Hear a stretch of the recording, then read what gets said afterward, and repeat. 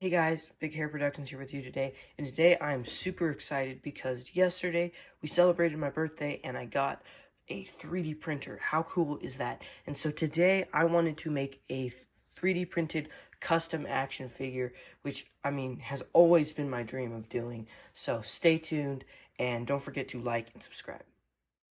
Alright, so for my figure, I'm going to be using this guy's um design on printables.com. This isn't a sponsorship, by the way, so I'm going to be using the 1/10 scale. I probably will scale it down to 1/12 if I feel like it, because I feel like 1/12 scales a little bit better. So yeah.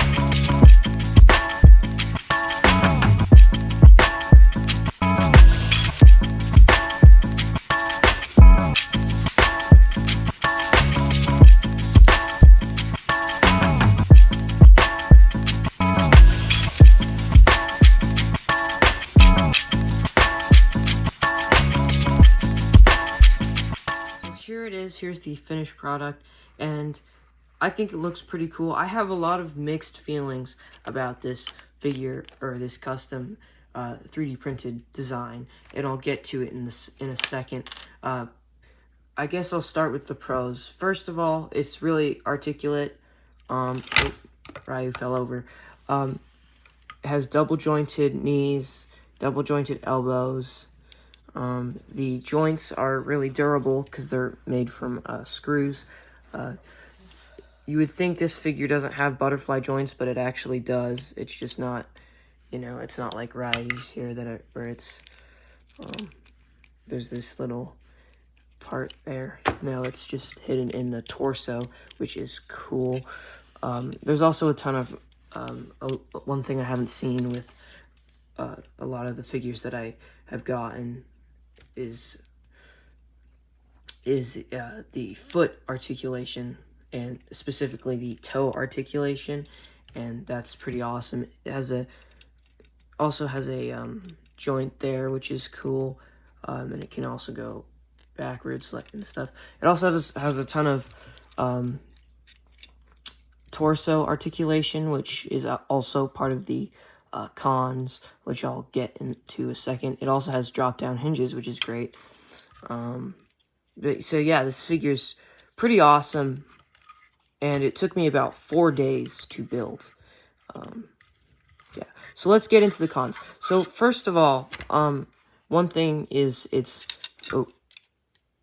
his leg fell off. So one thing is he's super fragile.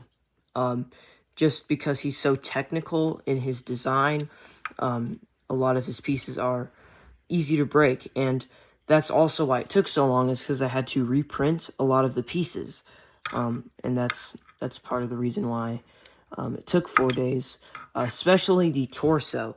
The torso, so basically the spine or the frame on the inside, there's this one specific piece that kept breaking over and over, and I had to keep reprinting it, and it just kept breaking, and that's why it took so long.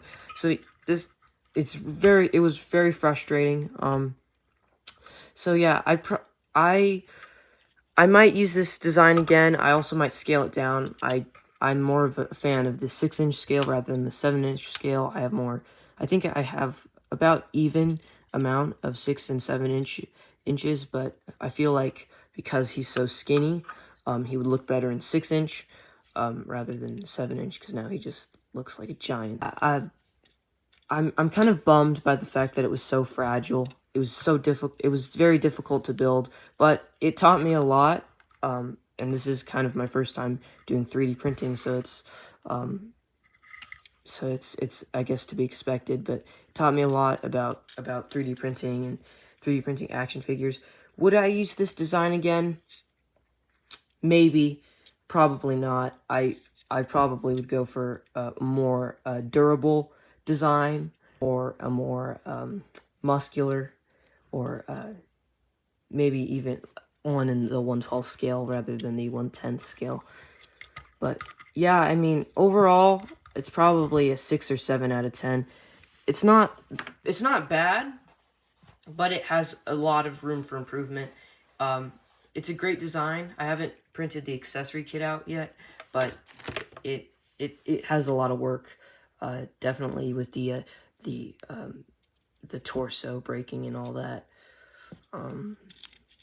But yeah, I think I'll do a part 2 of this, because I do want to get into more custom action figure making. Don't think I'll use this design next time. I'll use a different design. But yeah, I think that's going to be it for today's video. Don't forget to like and subscribe, and I will see you guys next time. Bye-bye.